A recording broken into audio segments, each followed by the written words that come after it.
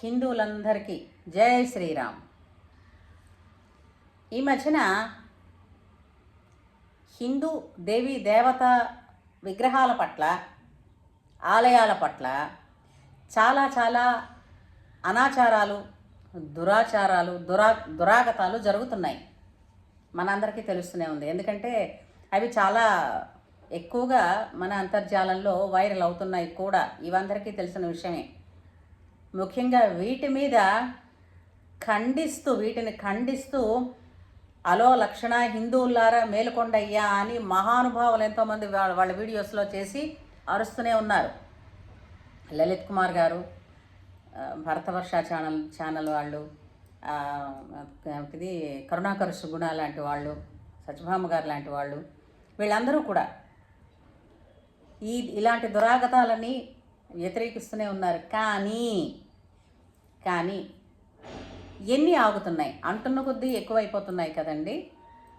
ఎందువల్లనంటారు? వీటికి తొందరగా శిక్ష అమలు పరచబడేటటువంటి చట్టాలు అమలులోకి లేకపోవడం వల్ల కూడా ఈ విధంగా జరుగుతోంది అని అనుకుంటున్నారు. అది కాదండి. ఇంకా దానిలో ఇంకోటి ఏంటుందంటే, మనకి కృష్ణ పరమాత్ముడు ఒక మాట చెప్పారు. మనకి మహాభారతంలో చూడండి, అంటే యుద్ధ నీతి ప్రకారం సూర్యాస్తమయం అయిన తర్వాత యుద్ధాన్ని ఆపు చేయాలి.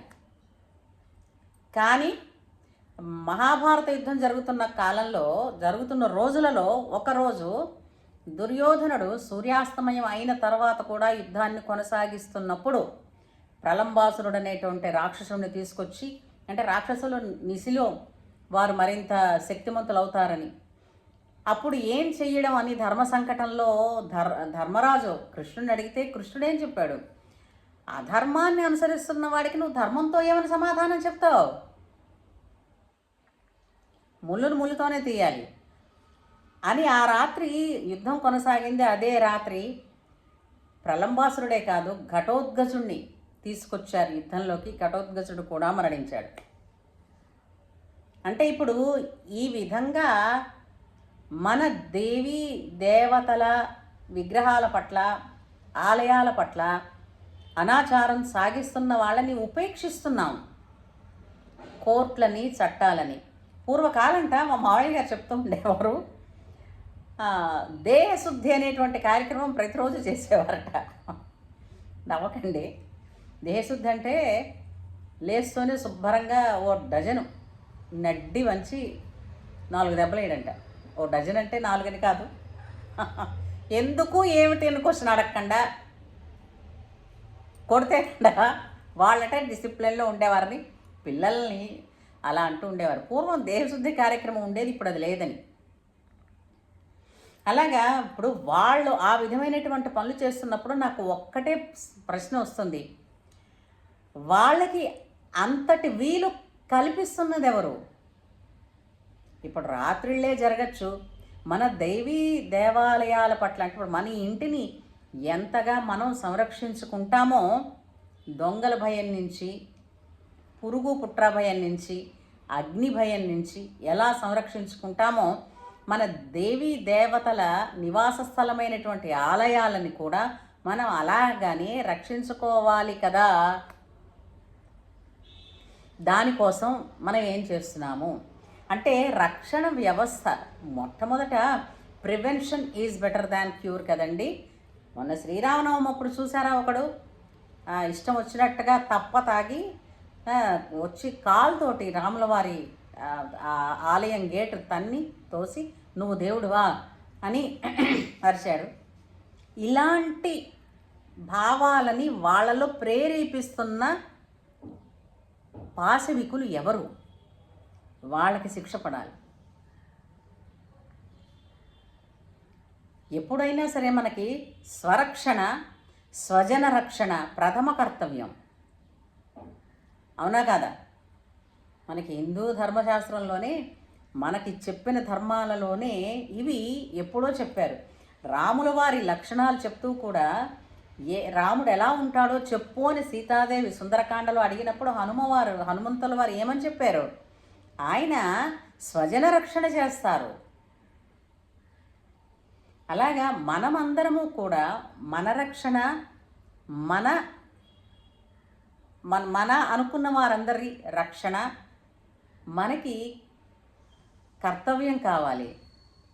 ఇలాంటి దురాగతాలని హిందువులందరము ఏకమై ఖండించి శీఘ్రం చర్య తీసుకునేటట్టు ప్రయత్నించాలి. అయితే ఈశ్వరుడికి అందరూ బిడ్డలే కదా, బిడ్డ తన మీద మూత్రం పోస్తే తండ్రి ఏమనుకుంటాడా?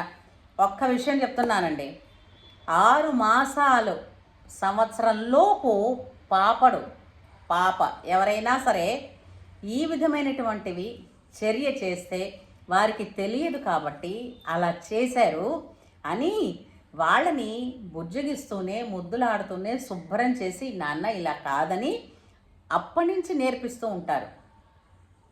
మన ఇల్లు మనం క్లీన్ చేసుకోవడానికి అంటే ఇంత మునుపు పిల్లలకి మనం అలా డైపర్స్ అవి వేసేవాళ్ళం కాదు కదా.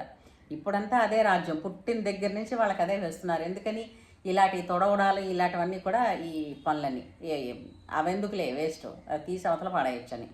అంటే ఇంటి క్లీనింగ్ విషయంలో పక్కలు అవన్నీ అంటే పిల్లలకి వేసే పక్క అవంతా కూడా క్లీన్నెస్లో ఇంత జాగ్రత్త వహిస్తున్నామే, మన దేవతల పట్ల కూడా ఇలాంటి దురాగతాలు తెలిసి చేస్తున్న మూర్ఖులు వాళ్ళు. పసిపాపలు దేవుళ్ళతో సమానం, వీళ్ళకి తెలియదు కాబట్టి మనం నేర్పి మనం జాగ్రత్త చూస్తున్నాం, క్లీన్ చేస్తున్నాం. మరి అన్నీ తెలిసిన అప్రాచపు వెధవలందరూ చేస్తున్నప్పుడు మనం ఎందుకు ఊరుకుంటున్నాము? ఇది ప్రశ్న. 6 మాసాల పిల్లడు చేస్తే నేర్పినట్టే 6 ఏళ్ల పిల్లడు చేస్తే తండ్రి ఏం చేస్తాడు? నడ్డి వంచి ఒక్కటిచ్చి, పెదవా ఇక్కడ ఎందుకు చేస్తున్నావు, బుద్ధి లేదా, దీనికి ఒక ప్రదేశం ఉందని చెప్పి చూపిస్తాడా, చూపించడా? ఇక్కడ ఈశ్వరుడు అని మనము అతనిని ఆరాధిస్తున్నాము కాబట్టి రక్షణ కూడా మనదే కర్తవ్యం అవుతుంది. కాబట్టి మొట్టమొదట ఇలాంటి పిచ్చి వెర్రి వెధవలెవరూ కూడా వాటిని సమీపించలేని స్థితిలో రక్షణను ఏర్పరచుకోవాలి. అంతేకాకుండా ఎందుకంటే మనం చాలామంది ఏమనుకుంటామంటే దేవుడికి తెలీదా, దేవుడికి ఎలా శిక్ష వేయాలో ఆయనకు తెలుసు, ఆయన ఎలా కాపాడుకోవాలో ఆయనకు తెలియని వాడు మన్నేం కాపాడుతాడు అని ఇలాంటి దాన్ని ఏమిటంటారు, అర్థం పర్థం లేనటువంటి ఒక మూర్ఖపు వితండవాదాలు చేసేవాళ్ళు చాలామంది ఉంటారు. భగవంతుడు సర్వత్రా నిండి ఉన్నప్పటికీ, సర్వవ్యాపి అయినప్పటికీ కూడా ఒక ప్రదేశంలో వారి గుణాలని ప్రోగు చేసుకోవడానికి మాత్రమే మనం ఆ గుణాలని ఒక సాకార రూపంలో ప్రత్యక్షపరుచుకుని వాటిని మనం ఆరాధించడం కోసం ఆధారంగా ఉంటుందని ఈ దేవాలయాలు నిర్మించుకున్నాం. వాటి తాలూకు పూజా విధానాల వలన, ఆ మంత్ర పఠనాల వలన ఆ చుట్టుపక్కల ఏరియాస్ అన్నిటికీ కూడా రక్షణ కలుగుతుందని, ఆధ్యాత్మిక పరంగా రక్షణ కలుగుతుందని మనం ఈ దేవాలయ వ్యవస్థని ఏర్పరచుకున్నాం. మరి దాన్ని ప్రొటెక్ట్ చేసుకోవలసిన బాధ్యత కూడా మనదే.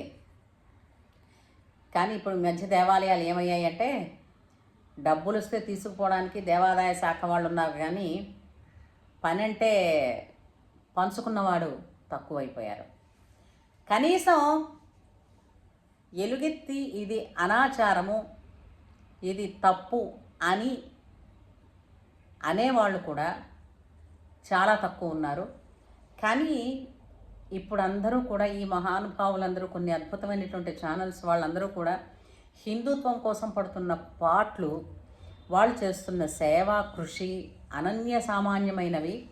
కాబట్టి ఈ కృషి ఫలించి ఆ సర్వగతుడైనటువంటి శ్రీరామచంద్రమూర్తి మనందరికీ కూడా బాసటగా నిలిచి ఇలాంటి పాశవికతని నిర్మూలింపచేసెదరుగాక. స్వస్తి.